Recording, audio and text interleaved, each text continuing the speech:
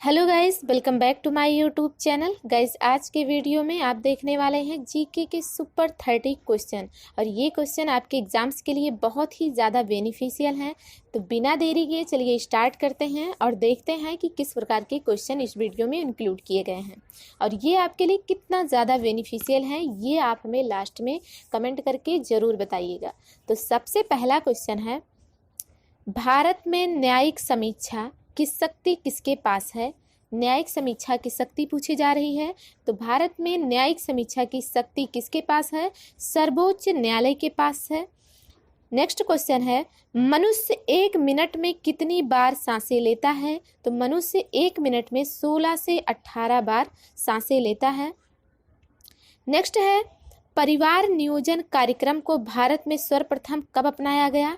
परिवार नियोजन का कार्यक्रम भारत में सबसे पहले कब अपनाया गया? 1952 ईस्वी में राष्ट्रीय कार्यक्रम में 1952 ईस्वी के राष्ट्रीय कार्यक्रम में परिवार नियोजन को सबसे पहले अपनाया गया। एंड नेक्स्ट क्वेश्चन है, रणथंभौर राष्ट्रीय उद्यान किस राज्य में स्थित है? तो रणथंभौर किस राज्य में स्थित है? राजस्थान में। और ये किस लिए प्रसिद्ध है?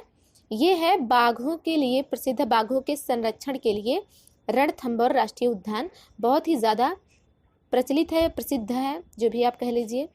नेक्स्ट क्वेश्चन है, शरीर के किस भाग को ब्लड बैंक कहा जाता है? तो किसे कहा जाता है? प्लीहा को। प्लीहा में ही क्या होता है, आपका ब्लड बनता है, तो इसीलिए इसे क्या कहेंगे? Blood bank. And next question है, हिडकल परियोजना किस नदी पर है? तो हिडकल परियोजना घटप्रभा नदी पर है। घटाप्रभा नदी पर है। नेक्स्ट क्वेश्चन, लोक हितवादी के नाम से कौन जाना जाता है? तो लोक हितवादी के नाम से गोपाल हरि देशमुख जाने जाते हैं। आगे का क्वेश्चन है आपका, पोलियो के टीके का निर्माता कौन है? जोन्स साल्क पोलियो के टीके के निर्माता है। नेक्स्ट क्वेश्चन, मैरिनो किस जानवर की नस्ल है? मैरिनो किस जानवर की नस्ल है? भेड़ की नस्ल है मैरिनो। नेक्स्ट क्वेश्चन है, सूर्य से पृथ्वी तक का ऊष्मा संचरण किसके द्वारा होता है? तो सूर्य से ऊष्मा तक का संचरण किसके द्वारा होता है? विकिरण के द्वारा। जब सूर्य की रोशनी से हमें गर्मी क्यों लगती है? वो ऊष्मा का संचरण नीचे तक होता है। और किस प्रकार से ये होता है? तो ये विकिरण के माध्यम से होता है। नेक्स्ट क्वेश्चन, सार्स रोग किसके द्वारा फैलता है? तो सार्स रोग के बारे में बहुत बार एग्जाम्स में क्वेश्चन पूछा गया है। ये विषाणुओं के द्वारा फैलता है, जिसे आप वायरस भी इंग्लिश में कहते हैं। नेक्स्ट क्वेश्चन, सोने का आभूषण बनाते समय उसमें कौन सी धातु मिलाई जाती है? सोना आपको पता है कि बहुत ही लचीली धातु होती है, इसकी जो है आघातवर्धीनता बहुत ही ज़्यादा होती है और ये बहुत ही लचीला होने के कारण अगर ये शुद्ध रूप से 24 कैरेट का आप सोना बना धातु मतलब आभूषण बनाना चाहेंगे तो बहुत ही ज़्यादा मुश्किल होगा आपके लिए, कम टिकाऊ होगा। इस प्रकार से उसमें कुछ न कुछ अशुद्धि मिलाई जाती है। तो किस धातु की अशुद्धि मिलाई जाती है? तांबे की।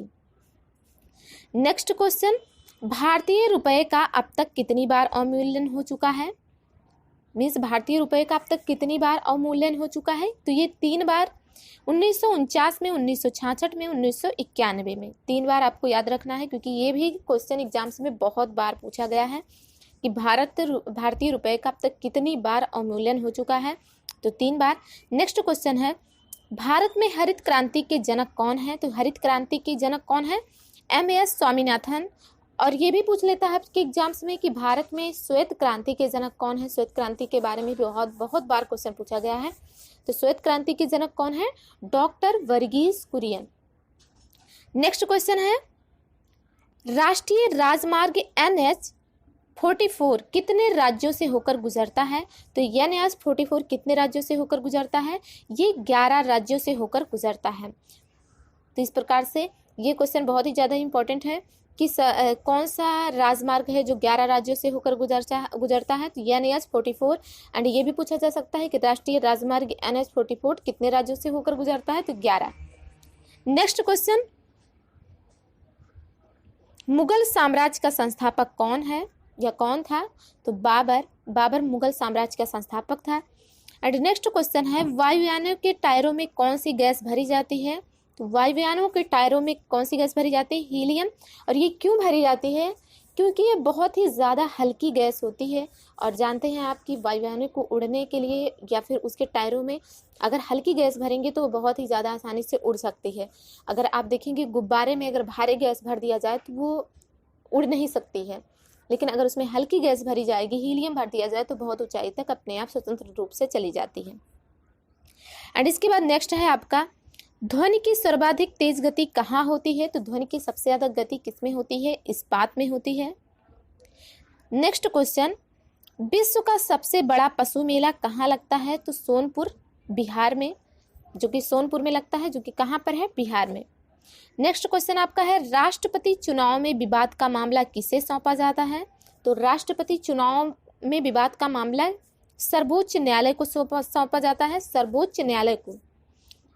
नेक्स्ट क्वेश्चन, आर्थिक नियोजन संविधान के किस सूची से संबंधित है? तो आर्थिक नियोजन संविधान के समवर्ती सूची से संबंधित है। समवर्ती सूची से रिलेटेड बहुत ही ज़्यादा क्वेश्चन एग्जाम्स में पूछे जाते हैं, तो आपको ये पता होना चाहिए कि समवर्ती सूची में किन किन विषयों को लिया गया है। नेक्स्ट क्वेश्चन है, शिंतो कहाँ का धर्म है? शिंतो कहाँ का धर्म है? शिंतो जापान का धर्म है। जापान में शिंतो धर्म प्रचलित है। जैसे अपने यहाँ इंडिया में हिंदू धर्म है, मुस्लिम, सिख, ईसाई, ऐसे ही एक शिंतो धर्म है जो कि कहाँ पर प्रचलित है? जापान में। नेक्स्ट क्वेश्चन है, भारत में जूट का सर्वाधिक उत्पादन कहाँ होता है? तो ये भी क्वेश्चन बहुत बार एग्जाम से में पूछा जाता है कि भारत में सबसे ज़्यादा जूट का उत्पादन कहाँ होता है, या जूट की खेती को क्या कहा जाता है।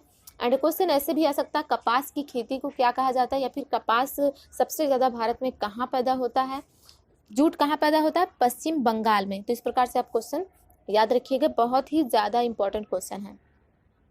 एंड इसके बाद नेक्स्ट क्वेश्चन है, कालाहारी रेगिस्तान कहाँ स्थित है? तो कालाहारी रेगिस्तान कहाँ स्थित है? दक्षिण पश्चिम अफ्रीका में, जो कि दक्षिण पश्चिमी अफ्रीका में बोत्सवाना है एक स्थान जहाँ पर कालाहारी रेगिस्तान है। नेक्स्ट क्वेश्चन है, कलकत्ता नगर की स्थापना किसके द्वारा हुई है? तो कलकत्ता नगर की स्थापना किसके द्वारा हुई है? जॉब चार्नक ने कलकत्ता नगर की नींव रखी थी या फिर कलकत्ता नगर की स्थापना की थी।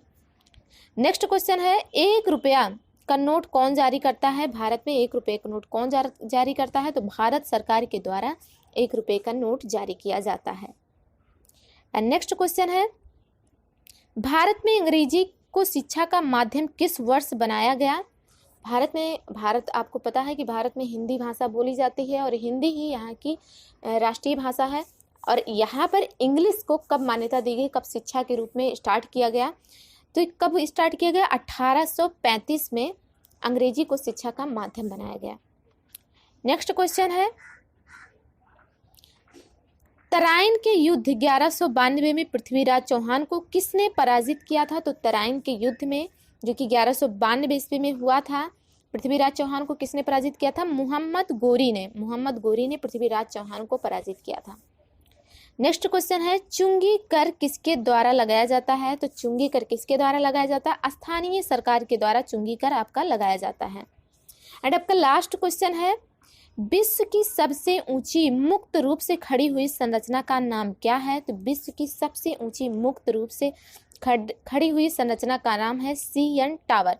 एंड आप हमें कमेंट करके बताएंगे कि CN टावर कहाँ पर स्थित है, किस देश में है, ये आप हमें कमेंट करके बताएंगे। ये आपके लिए होमवर्क है।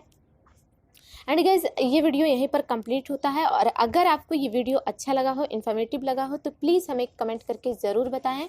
एंड हम मिलेंगे आपको नेक्स्ट वीडियो में।